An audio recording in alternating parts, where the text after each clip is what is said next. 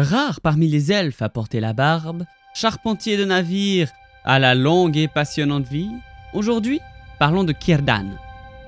Círdan, nommé à sa naissance Nowé, était un parent d'Elwë et de Olwë du coup, les rois des Teleri. Dans la construction navale, que ce soit dans leur première maison à Cuivenan ou quand les Teleri habitèrent près de la mer d'Orun, Círdan était toujours le premier et le plus habile dans le métier. Pendant la longue marche vers l'ouest, cherchant à aller à Valinor, Nowé et ses disciples ont continué alors que la plupart des membres de sa famille sont tombés ou se sont détournés au cours du voyage.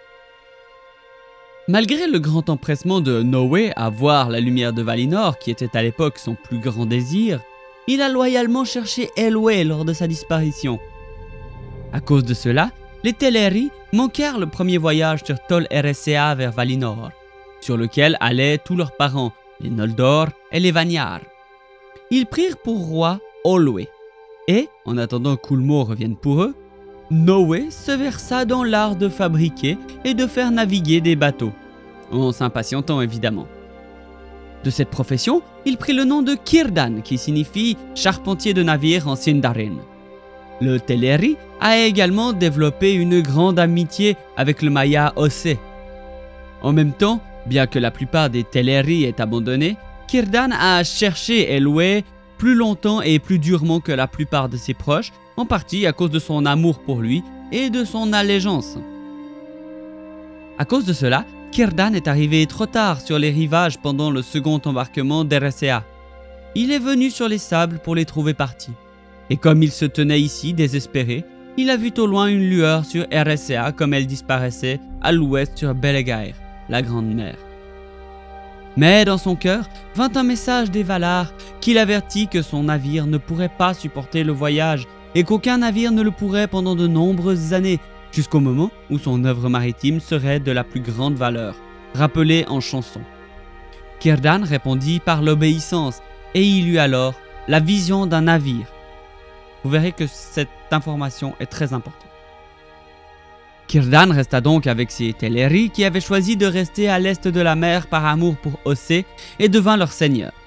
Le peuple fut connu sous le nom de Falathrim, le peuple du rivage écumeux, et il habita dans les Falas au bord de la mer. Là, ils construisirent de nombreux navires, les puissants havres des Falas, et trouvèrent des perles qu'ils envoyèrent à leur roi Elwë de Doriath qui était connu sous le nom de Elhuthingol, que vous connaissez très probablement pour l'avoir déjà vu sortir et entrer dans mes vidéos de nombreuses fois. Quand Morgoth a lancé ses orques dans la première bataille en 1497 de l'âge des arbres, Círdan a été coupé et incapable de venir en aide à Thingol. De plus, bien que Thingol ait vaincu avec l'aide des Laïquendi, les Falathrim furent repoussés au bord de la mer, où ils furent assiégés pendant quelques mois jusqu'au retour des Noldor, lorsque Fëanor frappa Morgoth par le nord, comme j'en parle dans de nombreuses vidéos.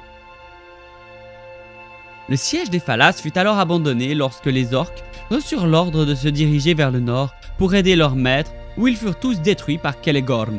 Ainsi, les Falas furent sauvés. Círdan a assisté par la suite au Meret Aderthad avec beaucoup de son peuple, où il a juré des serments d'amitié avec les Noldor. La Meret Aderthad, la fête de la réunification, était une grande fête organisée sur l'ordre du grand roi Fingolfin, Noldor, 20 ans après le premier lever de l'astre solaire. La fête se tint au bassin d'Ivrin, sous les montagnes de l'ombre, au nord du Beleriand. Son but était d'unir tous les elfes divisés en une seule cause, et des ambassadeurs vinrent de tous les peuples et royaumes de Beleriand. Outre les elfes des différentes branches Noldor, des elfes gris autochtones étaient également présents, dont certains de Doriath même et des Falas. Des ambassadeurs sont même venus des lointains elfes verts, le peuple de Dosiriand à l'est. La fête fut saluée comme un grand succès, et les elfes y firent cause commune contre leur grand ennemi du nord. Pendant les quelques années qui suivirent Meret Aderthad, le Beleriand connut une période de paix et de bonheur avant d'être plongé dans les guerres qui allaient le détruire, comme une immense prise d'air avant le plongeon. Entre Círdan et Finrod Felagund, roi des Noldor, il y avait amitié et alliance, Et avec l'aide des Noldor, les havres de Brithambar et d'Eglarest ont été reconstruits plus beaux et plus résistants que jamais. Quand les rumeurs commencèrent à se répandre, semées par Morgoth évidemment, du massacre fratricide d'Al-Qualondë, Círdan, étant très sage même à cette époque, fut grandement troublé, sentant que ces rumeurs provenaient d'une grande malice.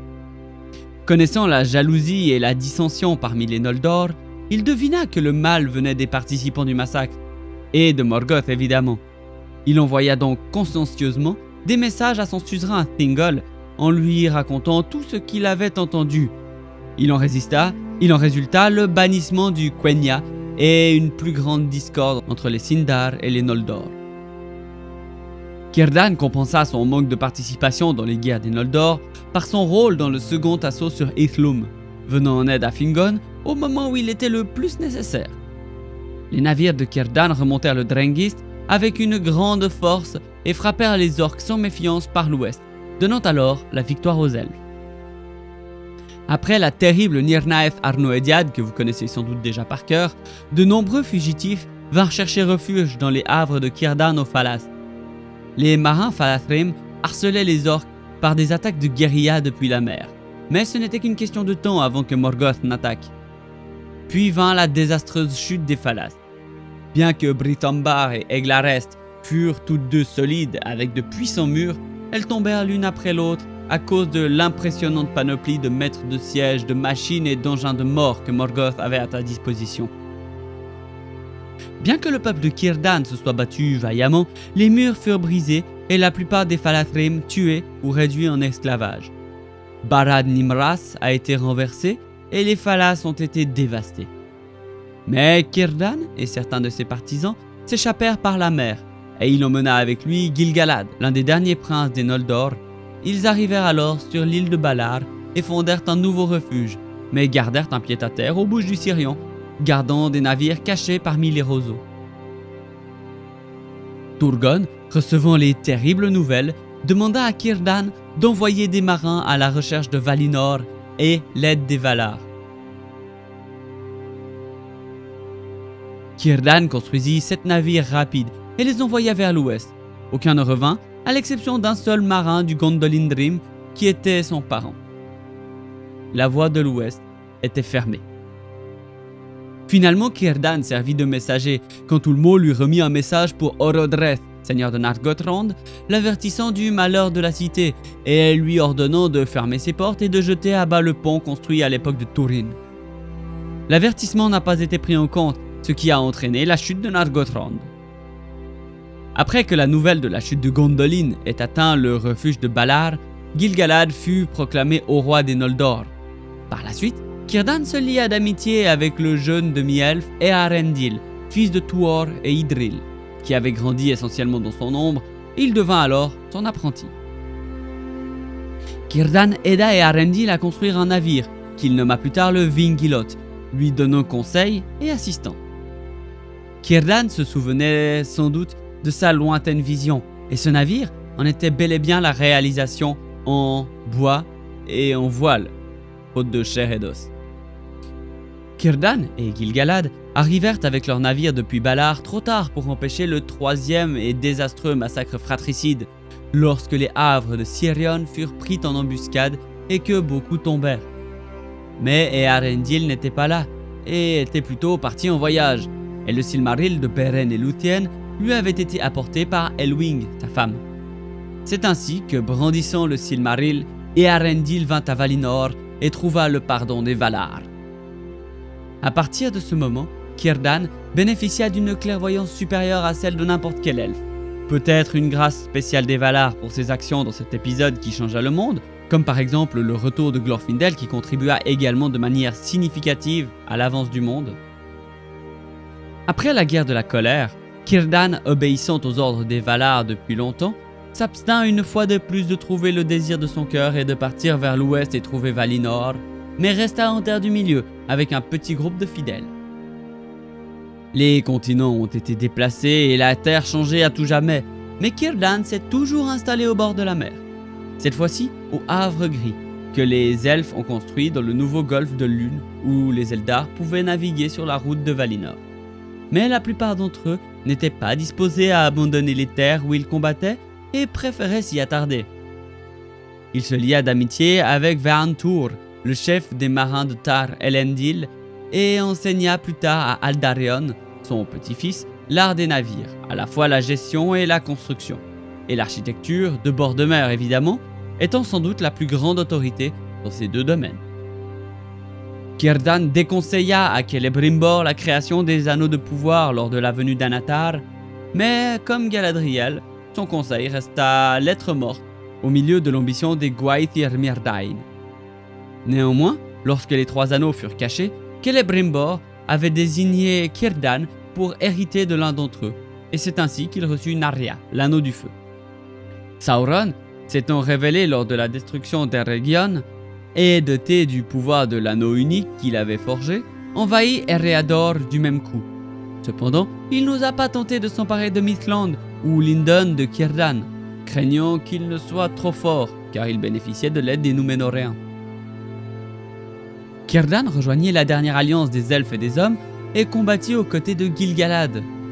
Beaucoup y tombèrent, y compris Gil-galad et Elendil. Après la bataille, avec Elrond, il exhorta Isildur, l'héritier d'Elendil, à jeter l'anneau unique capturé à Orodruin, où il serait défait. Mais Isildur permit au mal de perdurer.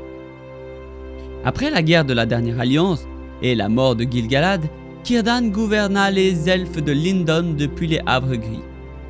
Pendant plus de 1000 ans, ils ne furent pas dérangés, mais vers l'an 1050, une ombre commença à s'allonger. C'est à ce moment-là que les Istari, envoyés par les Valar, sont arrivés. Círdan était le plus prévoyant de tous les êtres de la Terre du Milieu, et lui seul connaissait le véritable but des Istari. Il vit également dans l'avenir de Gandalf, et lui donna Narya, son plus grand bien, et l'un des trésors les plus secrets et les plus recherchés au monde. Tout au long de la guerre d'Angmar, les elfes de Lindon sous Círdan ont soutenu Arnor. Ils aidèrent Arveleg et les hommes de Cardolan à chasser les hommes des collines du temps. Plus tard, avec l'aide de Círdan, le jeune fils d'Arveleg, Arafor, chassa les armées d'Angmar, de Fornost et des Hauts du Nord. En combinant leurs forces avec celles de Foncombe et des Galadrim, qui les rejoignirent depuis l'au-delà des monts brumeux, ils soumirent Angmar pendant un certain temps. Durant l'année 1975 du Troisième Âge, Círdan envoya des marins elfes de Lindon sur un navire vers Fort Rochelle pour sauver le roi perdu Arvedui. L'équipage endura un voyage périlleux, mais Arvedui tenta imprudemment de revenir cet hiver-là, et tous à bord périrent. L'année suivante, Círdan et les elfes de Lindon se joignirent au reste d'Arnor lors de la bataille victorieuse de Fornost. Plus tard, Círdan prit le contrôle de la pierre d'Elendil abandonnée sur Emin Beraid, qui pouvait regarder dans l'ouest perdu et était sans lien avec les autres Palantiri. Plus rien n'est mentionné de ses actions jusqu'à la guerre de l'anneau en l'an 3018 et plus tard en l'an 3021. Galdor était son messager à Foncombe et assistait au conseil d'Elrond, parlant avec autorité au nom de son seigneur. La dernière mention de Círdan date de la fin du Troisième Âge, lorsque les porteurs d'anneaux arrivèrent à Mithland. Círdan les accueillit devant les portes. Bien que Gandalf, Galadriel et Elrond soient passés à l'ouest sur le navire qu'ils avaient construit pour eux, Círdan semble être resté un certain temps derrière en Terre du Milieu. Círdan maintient le Havre au moins jusqu'au 4e âge. Mais il était reconnu qu'un jour, son objectif prendrait fin lorsque plus aucun elfe ne souhaiterait traverser la mer. À ce moment-là, Círdan abandonnerait les Havres Gris et parcourrait lui-même la route droite jusqu'à Valinor. À une date inconnue, il navigua vers l'ouest à bord du dernier navire avec son puissant parent, Celeborn. Mais ce faisant, il emporta avec lui le dernier souvenir vivant des jours anciens en Terre du Milieu. C'est ainsi que se termine l'histoire peu connue de Círdan, dans la lumière de Valinor, où il put sans doute retrouver des parents et amis perdus depuis plus de 3 âges. Si cet épisode vous a plu, partagez-le autour de vous.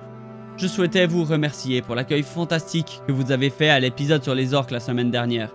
Même si toutes mes infos n'étaient pas pertinentes, et j'en suis navré, vous m'avez corrigé de manière bienveillante dans les commentaires.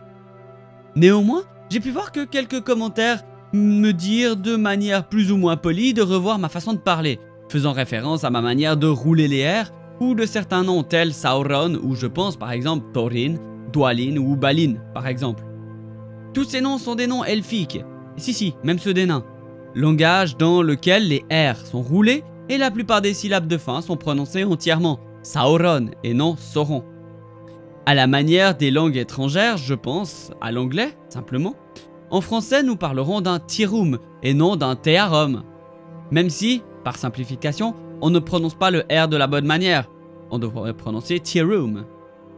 L'idée est exactement la même pour le Quenya et le Sindarin, que Tolkien a voulu créer comme de vraies langues. Et comme je suis là pour coller le plus possible au livre, il est de mon devoir de prononcer au mieux pour que vous puissiez comprendre pourquoi et comment la prononciation a été simplifiée. J'admets faire quelques erreurs, des fois d'inattention pour la plupart, et d'autres presque volontaires, avec Pipin par exemple, que je n'arrive vraiment pas à prononcer Pipin, que je trouve presque ridicule comme prononciation, française en tout cas.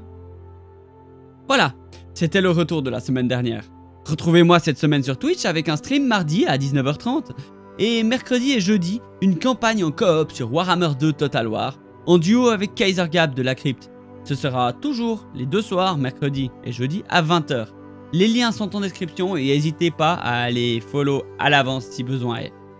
Mon Tipeee est toujours ouvert si vous souhaitez m'aider. Merci d'ailleurs à Toufti et Jean-Eudes pour leurs petits dons. Mais comme je le dis, si vous êtes 50 à me faire un don de 1 euro, je pourrais peut-être améliorer la qualité du marathon de la crypte et vous remercier en live le jour venu. Et merci encore à tous d'être là et à très bientôt en Terre du Milieu. Ciao!